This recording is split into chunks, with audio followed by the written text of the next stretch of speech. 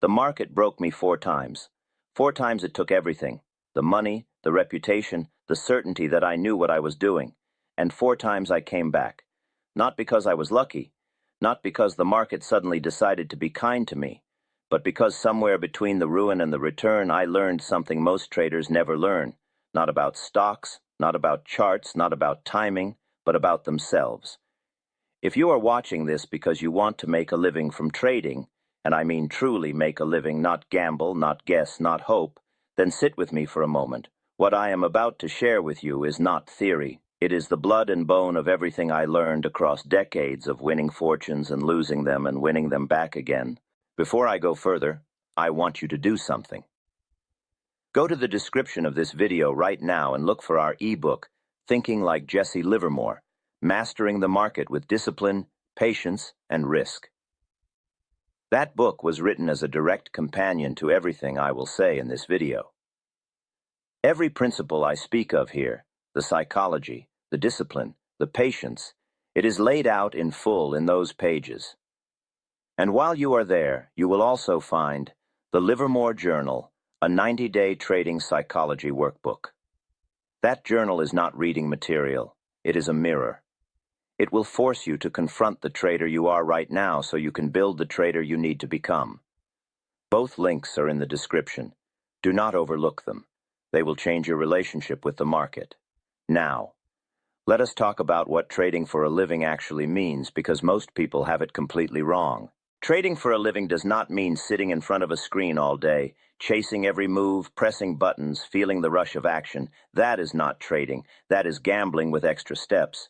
I know because I lived that version of it early in my career. I was fast. I was instinctive. I made money in the bucket shops before I was 20 years old because I had a feel for the tape. But feel without framework is a candle in a hurricane. It burns bright for a moment and then it is gone. What trading for a living actually requires is this: a complete and total transformation of the way you think about money, time, risk, and yourself. Not a partial transformation. Not an intellectual understanding of transformation while your habits stay the same. A real, deep, uncomfortable rewiring of everything you believe about how the market works and what your role inside of it is. The market does not know you exist. I want you to feel that statement, not just hear it. The market does not owe you a profit because you studied hard, or because you need the money, or because you have been patient for 3 weeks. The market is indifferent. It is a mechanism that transfers wealth from the impatient to the patient, from the emotional to the disciplined, from the impulsive to the calculated. That is all it does. And the moment you stop fighting that truth and start working with it, everything changes. I made my first serious fortune by understanding one thing that almost no trader in my era understood: the importance of the line of least resistance. The market, like water, always follows the path of least resistance. When stocks are being accumulated, when the big money is moving in quietly and the tape starts to tell the story before the newspapers do, the line of least resistance is upward. When distribution begins, when the smart money is unloading to the eager public, the line of least resistance turns down. Your job, your only job, is to identify which direction that line is pointing and align yourself with it. Nothing more. I want you to also watch our previous video on how I read the tape and identified market turning points. It is on this channel, and it will give you the foundational understanding you need to make sense of everything I am telling you here. Go find it after this. The principles build on each other. You cannot skip the foundation and expect the structure to stand. The traders who fail, and most of them do fail, I will not lie to you about that. They fail not because the market is unbeatable. It is not unbeatable. I beat it. Others have beaten it. They fail because they bring themselves into the trade. They bring their ego, their need to be right, their fear of missing out, their desperation for income, their impatience, their pride, all of that noise. And the market, that cold and indifferent machine, simply reflects it all back at them in the form of losses. I remember a time I watched a man in a brokerage office lose everything he had in a single afternoon because he refused, absolutely refused, to accept that he was wrong. The stock was telling him clearly, the tape was screaming at him, but his ego had married that position and he would not leave it. He sat there watching his capital evaporate like morning fog, and he did nothing because doing something meant admitting he had been wrong. That story is not unique. It plays out in every market, in every era, on every trading floor, and every screen in the world. The name changes, the outcome does not. If you are going to make a living from this, you must divorce your ego from your trades entirely. A loss is not a personal failing. It is information. It is the market speaking to you in the only language it knows. The question is whether you are listening. Listening to the market, truly listening, is a skill that takes years to develop, and it begins with understanding what the market is actually communicating versus what you want it to say. This distinction is the gap between the traders who survive and the ones who do not. I spent years learning to separate my desires from the data in front of me, and I will tell you honestly, it was the hardest discipline I ever cultivated. Harder than the mathematics of position sizing. Harder than reading the tape at speed. Harder than holding a winning position through the noise and the doubt. The hardest thing was learning to be wrong gracefully and move on without carrying the wound into the next trade. Here is something I want you to understand about the psychology of this work, and I encourage you to explore this more deeply in the Livermore Journal, a 90-day trading psychology workbook. The link is in the description. Go there, do the exercises. Do not just read and nod. The journal will ask you questions that will make you uncomfortable. That discomfort is the point. The market will make you far more uncomfortable if you walk in unprepared, so better to face your psychological liabilities in a journal than on a live position. The psychology of trading for a living comes down to this: your relationship with uncertainty. Every single trade you take is an act of uncertainty. You do not know what will happen. No one does. The professional trader is not someone who has eliminated uncertainty. The professional trader is someone who has made peace with it. They have built systems, rules, and disciplines that allow them to act decisively in the face of not knowing and to accept the outcome, win or loss, without it destabilizing them emotionally. I had rules. They were not complicated, but they were absolute. I never added to a losing position. Never. I see traders today who average down as though the act of buying more of something that is falling will somehow force the market to agree with them. It will not. A stock that is going down for a reason, and that reason is usually more powerful and more informed than any single trader's conviction.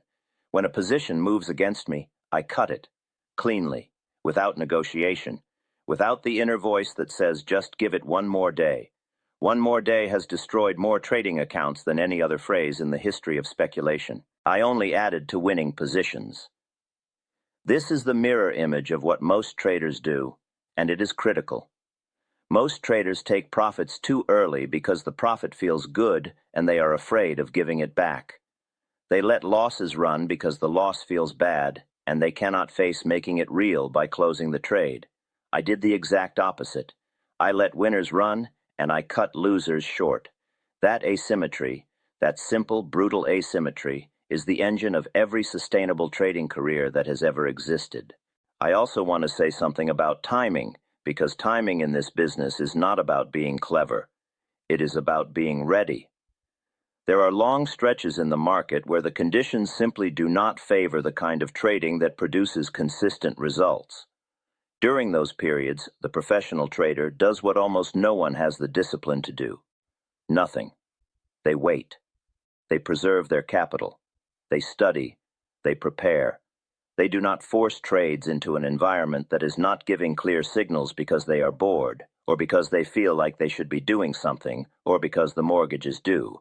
I have spoken about patience on this channel before, and I want you to go back and watch that video as well. You will find it here on the channel. Because patience is not passive. People think patience means sitting still and doing nothing. Real trading patience is active. It is the aggressive pursuit of the right moment. It is the discipline of saying no to 100 setups so that when the right one arrives, you have the capital, the clarity, and the conviction to act with real size. That is how fortunes are made. Not by being in the market every day, by being in the market on the right days, in the right direction, with the right position size. Speaking of position sizing, this is where I see so many aspiring traders make a catastrophic and completely avoidable mistake. They either risk too little, in which case even a good run of winners does not move the needle on their account enough to matter, or they risk too much, in which case a normal sequence of losses, which every trader experiences, wipes them out before their edge has any chance to play out. Neither extreme serves you. I sized my positions based on the quality of the setup and the clarity of the signal. When everything aligned, when the tape, the timing, the sector, and the broader market were all pointing in the same direction, I went in with conviction. When the signal was less clear, I reduced my size or I waited for a better opportunity. My position size was a direct expression of my confidence in the setup, not my confidence in being right, because you can never be certain of that, but my confidence that the setup met my criteria and that the trade made sense according to my rules. This is why you must have rules, not suggestions, not guidelines you follow when you feel like it, rules that are so deeply ingrained that breaking them feels like a physical violation. I broke my own rules on several occasions in my career. Every time I did, it cost me, not sometimes. Every time. The market does not reward improvisation. It rewards preparation, discipline, and consistency. Go to the description now if you have not already and look at both of our ebooks. Thinking Like Jesse Livermore walks you through the construction of this kind of disciplined framework step by step. It is not a book about tips or shortcuts. There are no shortcuts. It is a book about building the architecture of a professional trading mind. And the journal, use it daily for 90 days. It will reveal patterns in your behavior that you cannot see from the inside, and once you can see them, you can change them. Let me bring this home, because I have given you the philosophy and I have given you the mechanics, but none of it means anything until it lives inside you, until it is not something you read about, but something you are. And that transformation from someone who trades to someone who is a trader is the deepest work of this entire journey. I want to tell you something about what I learned in the moments after my greatest victories and my most devastating defeats, because those moments taught me more about this business than any winning streak ever could. After I made $10 million shorting the market in 1907, I did not feel invincible. I felt a deep and sobering awareness of how powerful and how dangerous this game truly was. The same forces that had made me rich could have destroyed me if I had been on the wrong side of them. That awareness never left me. It kept me sharp. It kept me humble in the way that only the market can teach humility, not through words, but through consequences. The traders who last in this business are not the most brilliant. They are not the ones who understand the most complex strategies or have access to the best information. The ones who last are the ones who have confronted themselves honestly, who have looked at their own fear, their own greed, their own ego, and done the work to master those forces before the market exploits them, because the market will exploit them.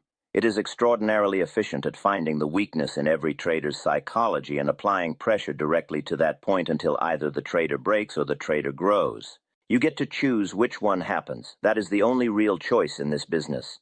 You cannot choose whether the market tests you. It will. You cannot choose whether you will have losing trades. You will. You cannot choose whether there will be periods of drawdown and confusion and self-doubt.